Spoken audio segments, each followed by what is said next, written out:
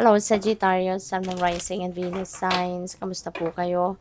Sana po ay nasa mabuti kayong kalagayan. Welcome back po sa Star Tarot. At kung bago kayo rito, welcome din po kayo. Please subscribe, like, share my videos, and leave me a comment kung nakaresonate po kayo. So, relationships, maaaring iba sa inyo will be focusing on your relationships, cultivating it, nurturing it, pwedeng ganun. Pwede rin ang iba sa inyo rito, baka wala pa kayong, kunyari, kasi pwedeng sa love life ito or pwedeng friendship, mga ganon. So, regardless kung ano mang category of relationship ito, no, you will be attracting people towards you na magiging magkakaroon ng magandang epekto sa'yo, magkakaroon ng magandang influence sa'yo, no? Someone that is going to serve your highest good, no? Yun ang mga tao na maa-attract mo, whether that is in romantic connection or friendly connection, mga tao, no, na very happy people, encouraging people, supportive people. Yun ang mga klase ng tao that you will attract towards you. So, congrats. We also have pride. I love myself and I see myself in everyone. So, feeling ko dito, you are going to be looking at your accomplishments, your achievements, and you're going to take pride of yourself, no? Take pride of what you have become or who you have become. Magiging proud ka sa kung ano yung na-achieve mo, magiging proud ka sa kung ano yung nakamit mo sa buhay mo, yung ganon, no? Kaya, congrats sa'yo. Kasi, um, sa ngayon mas positibo, no, yung takbo ng isip mo.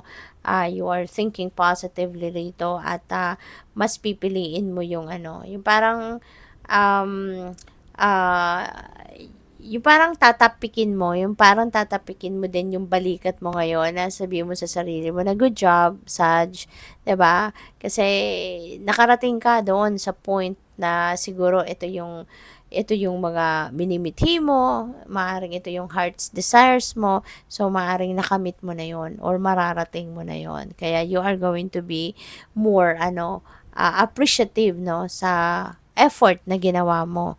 So we also have doubt. I release the need to know all the answers. Ayan. So you're really becoming mature na, emotionally matured na, Sagittarius, no? Naiintindihan mo na, no, yung dynamics of life. Alam mo na talaga na may mga bagay na kailangang ipaubaya mo na sa universe, may mga bagay na kailangan mo na lang intindihin, may mga bagay or sitwasyon na kailangan mo na lang i-embrace as it is, 'di ba? Yung gano'n, na hindi mo na kikwestiyonin, hindi mo na pagdududahan, hindi mo na hahanapan ng dahilan, ng rason, ng justification, ng explanation, yung mga gano'n. So, napakaganda. So, by the way, maraming salamat for subscribing. And if you haven't subscribed yet, subscribe na po kayo.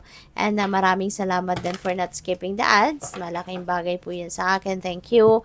And kung gusto po ninyo na mag-join sa membership, just click the join button po sa baba ng video. Thank you. So, next card ninyo, next message is Two of Swords, no? So, si Two of Swords, ano ito decision. Maaaring meron kayong indecision ngayon, may decision kayong kinakaharap, pero maybe you are not ready to make a decision yet, hindi nyo pa ito pinag-iisipan, or maaaring napagod na nga kayo siguro sa kakaisip, kaya parang siguro naramdaman ninyo na, teka lang, time out muna ako, 'di ba? Parang ayoko na munang isipin ito, um, ayoko na munang pagdiskartehan ito kasi pwedeng siguro marami ka ng impormasyon na hawak, marami ka ng alam about whatever that specifics is, kaya parang ayaw mo na muna, no, kasi baka nalito ka lalo, parang ganon, or gusto mo lang siguro na maniguro din, 'di ba? Gusto mo lang na maging sigurado ka sa gagawin mo, kaya inuunti-unti mo lang din naman ang pag-iisip sa ganito. And since we have King of Cups, si King of Cups kasi this is someone na matured na siya physically, I mean by age, mature na siya, siguro emotionally super mature na din siya, and this is also a person na full of wisdom. Marami din siyang alam sa buhay, marami na siyang pinagdaanan, marami na siyang natutunan. So po pwede, no, na at saka magaling din ito mag-advise si King of Cups, no, very good advisor, very compassionate, and good listener din siya. So, po pwede, no, na you're going to reach out to someone na katulad ni King of Cups, kung sino man ito sa buhay mo, maaaring lalapit ka sa isang katulad niya para na humingi ng advice, 'di ba? Po pwedeng kikwento mo sa kanya kung ano yung sitwasyon mo, and para matulungan ka, no?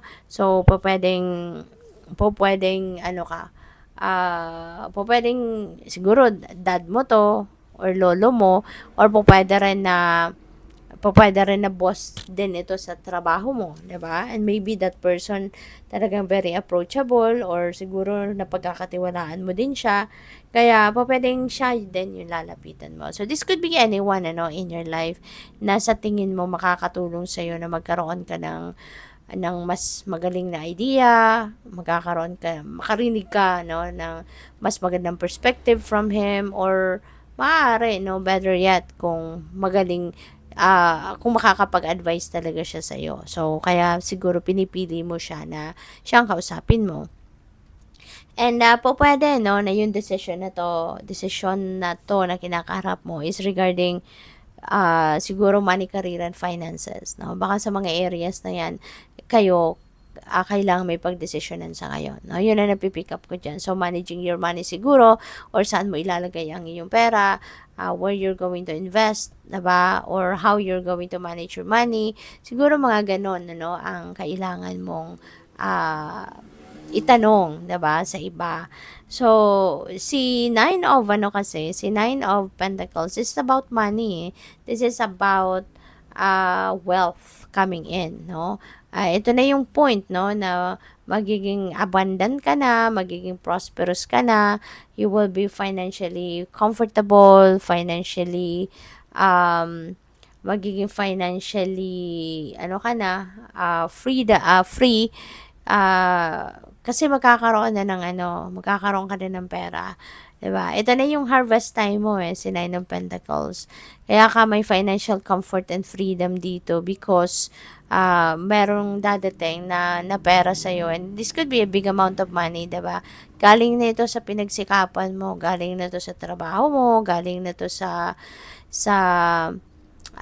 galing na to sa paghihirap mo. Kaya maaaring gusto mo talagang maayos, no, kung saan mo ilalagay ang pera, gusto mong maisaayos ito. Kaya maaaring yun din, no, ang iyong pagdedesisyonan. So, good luck. Thank you for watching. Love and light. Namaste.